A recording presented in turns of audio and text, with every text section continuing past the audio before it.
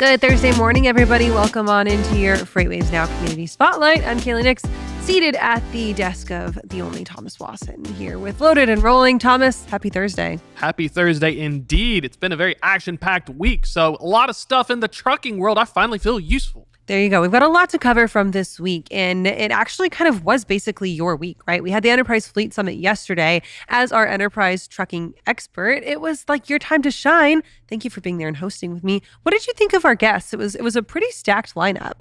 I thought it was a really great headline with the folks at Chima. I mean, it was a very action-packed one of trucking folks. Western Express, shout out to Marco Corey, co-founder and CEO, AI Fleet, one of my former stomping grounds. And it's good to have a mix of all types of carriers. We even had the folks from Samsara. You know, in these events, it's important to have, because enterprise trucking's so big, it can feel like it touches everything. It's important to have that kind of coverage so you can get a little bit of everything, like a buffet.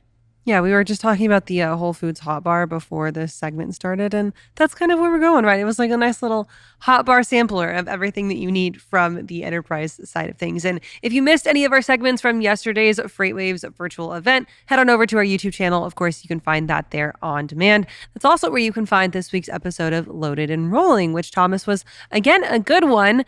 Tapping into like my scientist heart, you were actually learning about the science behind freight science. We were kicking it old school, the science behind freight science. Oh, I love it because I spoke with Matt, he's their CEO over there, and they started back in like 19, and it was really fascinating because before I did media, I did trucking and network design. What's a good load? Should you reject the tender? What is and even if you have all the loads, will your driver run it how it's supposed to be ran? And so all the cool stuff that he's talking about, they're working on using machine learning, because we're not going to say AI, it's kind of a meme at this point, but machine learning and math to be able to really help fleets figure out the thousands of loads they get per week and actually know if they're good or not. Because I've seen instances where you can't tell until 2 quarters later and you're always just playing catch up.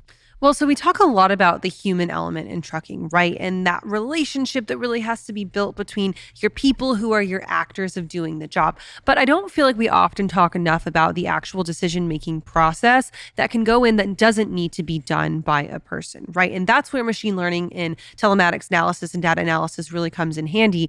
Because at the end of the day, trucking is statistics, right? It's is this going to make me money versus is this not going to make me money versus how much am I going to make? How much am I going to lose?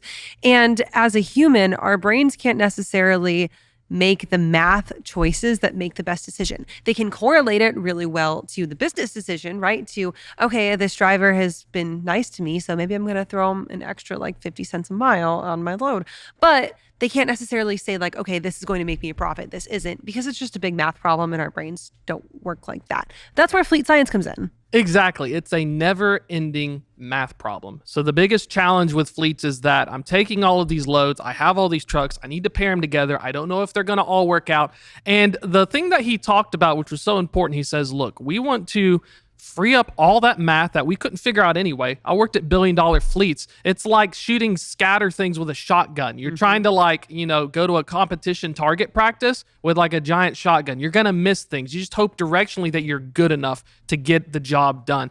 That's where the AI is going to come in. Not all the sexy chat GPT stuff that people will tell you, oh, my chatbot's going to help you out, but the actual nuts and bolts of knowing that, like, am I using my time wisely? Is my driver's time being used wisely? Is my company's time used wisely? Are my customers using me wisely and not using me? you know, are we respectful? So this data is going to crunch it, and that's what Matt was talking about. At the end of the day, they have the capabilities, being able to do the I joked it's like the Minority Report. It can tell you if the tender is good. You didn't find out in the old days until you got the load and the appointment set and you're like, crap, I got a big old goose egg here. Now it's getting to the point where it can tell you in advance when you should take it and why you should take it. And it can predict 3 weeks out what your network's going to be. We were lucky enough to predict our network like the weather. We were good for like 2 to 3 days out.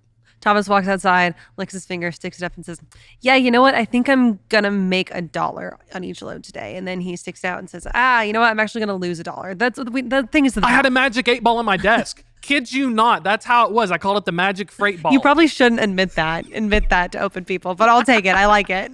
But that's the level we're at, because you could be the customer service rep, walk outside, put your finger in the wind and say, I guess I need to take these 30 tenders from Walmart. when like, did you need to take these 30 tenders? Like, you needed 25, but you're like, well, I'm having a little bit of wiggle room. And then it turns out the data was wrong to begin with. So we are at that point now where we can finally make informed decisions in using the science behind the freight. Because I was at Variant when we tried automated stuff. AI Fleet does automated route planning. So it's like I came from this. Folks are looking at me like, oh, you're just a talking head. No, this was my passion. Large CSV files of origin destination pairs and looking through like Rain Man trying to figure out why there's a gap in the network, because it does have fluid dynamity. It's freight chaos. So I'm super excited. It was a really fun interview with them because they're cooking up some mad scientist stuff, finishing it off. They're going to turn your cruise ship of a fleet that takes 3 football fields to turn into a Nimitz-class aircraft carrier. You ever seen them drift? They drift. Right around the corner and into the harbor. Well, and the good news about that, to kind of finish this up, is that by taking this process and by using the freight science, these machine learning algorithms get smarter because you end up feeding them better data, which feeds you a better output. So AI, machine learning, is not that scary guy that's going to take your job. It's someone that is really going to end up helping you out in the end, making more money and wasting less time on math problems that you couldn't solve even if you had a supercomputer calculator in your head. Exactly. At the end of the day, whether your fleet's 5 or 5,000, the mechanics are the same. I want to make connections. I want relationships with shippers. I want consistent, predictable freight without brokerages. The problem is you either didn't have the technology or a seat at the table or the ability, like a weird game of Where's Waldo or like as Marco Polo. That's why freight brokerages exist, because they happen to be in between with 2 little cones saying Marco Polo, and the shipper and carrier can't find each other because there's too many of y'all, and half the time you can't communicate correctly. So it's a really cool time in the next, keep an eye out in the next 2 to 3 years, because fleets are going to have to get leaner and meaner. This is how they're going to do it. Play it smarter. We heard about it in Q1 with leathers and other stuff. They don't want to take certain types of freight. Carriers are wisening up. It took them some time. They had the tech 10 years ago, but just like that kid who didn't study, who studied for his homework, forgot, and now has to take the test and cram some knowledge. Carriers are going to get smarter. I believe in them. There you go. It's good belief. Maybe misplaced. I don't know. Time will tell. Let's finish this up talking about Thomas's take on the freight market. It is Thursday. We are now 2 weeks out from the July 4th holiday. The gains that we've seen from the holiday seasonality, are they now long-lived enough to be kind of believed?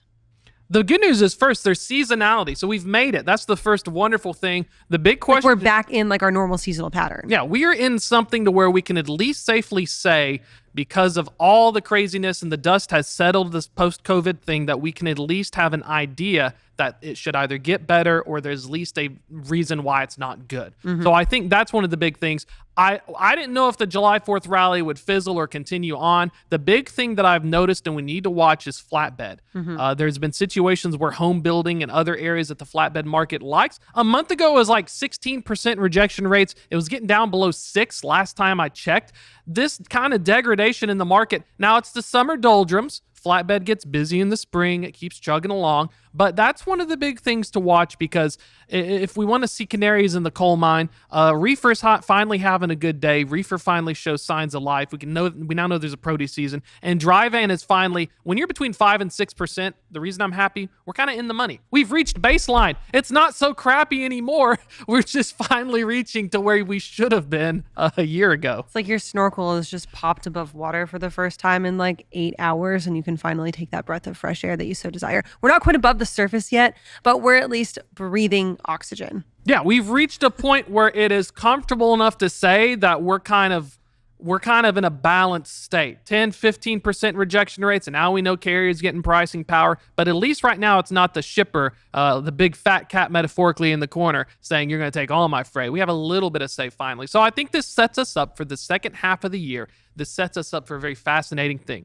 The freight politics of it all is that will shippers be able to continue to try and get these cuts, or will carriers finally rally and say, by Q3, it's time to have a conversation. Where's my money? There you go. And all that is still to be told, coming up on next week's episode of Loaded and Rolling. Just kidding. I won't put Thomas on the spot like that, but definitely tune in for Loaded and Rolling. Of course, you can find it right here on FreightWaves TV. Catch us on YouTube, Thomas, every Tuesday afternoon. Thursday newsletters go out, and that's when you get to find us here catching you up in the mornings. We'll catch up with you next week.